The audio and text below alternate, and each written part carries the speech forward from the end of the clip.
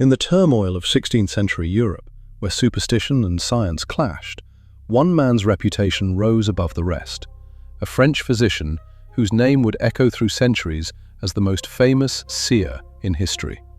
Born Michel de Nostredame in Saint-Rémy de Provence, France, in 1503, Nostradamus began life far from the prophetic legend he would become. Trained in languages like Latin, Greek, and Hebrew, he also pursued medicine, a difficult task in an era ravaged by the plague and religious conflict. As a young man, he studied science at the University of Avignon, training in medicine and pharmacy.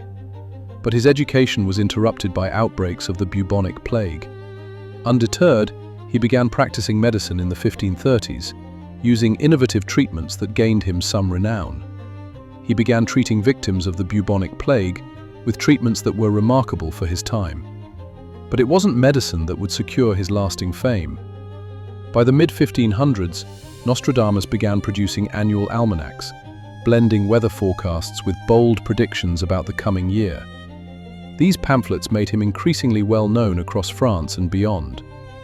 Then, in 1555, he published the work that would define his legacy, Les Prophécies, a collection of nearly 1,000 cryptic quatrains, four-line poems, that he wrote in a shifting mix of French, Latin, Greek, and Provençal.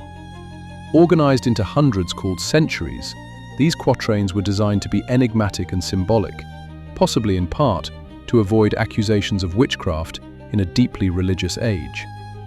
It is said that Nostradamus deliberately scrambled the chronological order of his quatrains to make deciphering future events more challenging. Because of their obscure style, Nostradamus's predictions are among the most controversial in history.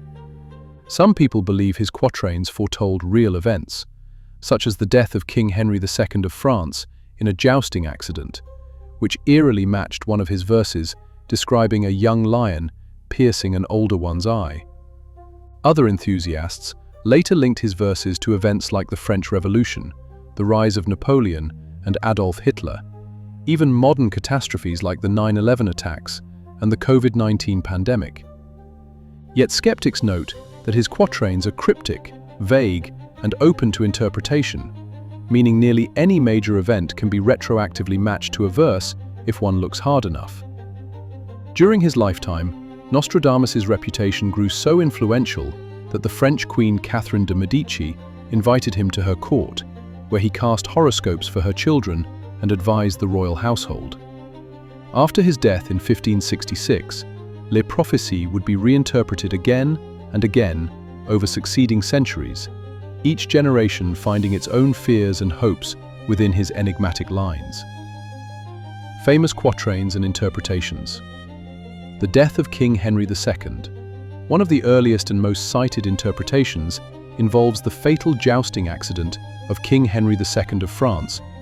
In the quatrain, Nostradamus speaks of a young lion piercing the eye of an older one, eerily similar to how Henry's visor was shattered during a tournament, leading to his death. Another often linked event is the Great Fire of London in 1666. Some believers point to references in the quatrains about burnt by the fire in the year 66, a cryptic match to the year London burned. Napoleon Bonaparte.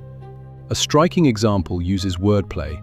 The names Pau, Ney, Laurent, towns in southwestern France, rearranged appear as Napoleon Roy or Napoleon the King.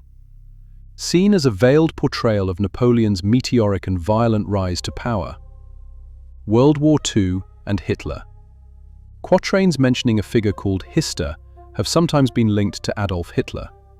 However, historians note that Hister was also an old name for the Danube River, a reminder that interpretations can change drastically with context. What makes Nostradamus enduring is not just the eerie coincidences people find, it's the mystery itself. He wrote in poetry meant to conceal as much as reveal. His quatrains are intentionally vague, symbolic, and layered, often without dates, names, or specific places. A fog of metaphor that invites centuries of interpretation. This ambiguity has allowed every era to read its own fears into his words, from plagues and wars to revolutions and modern crises. Whether you see prophecy or poetry, Nostradamus' legacy continues to spark wonder, debate, and speculation. And over the centuries, readers have done just that, finding echoes of history in those mysterious lines. Was Nostradamus truly seeing the future, or simply capturing the timeless fears of humanity in verses that refuse to die?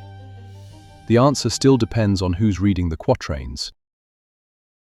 Subscribe to Illuminate Stories for more tales where history meets legend and myth becomes reality. Don't forget to like, share, and hit the bell to stay illuminated.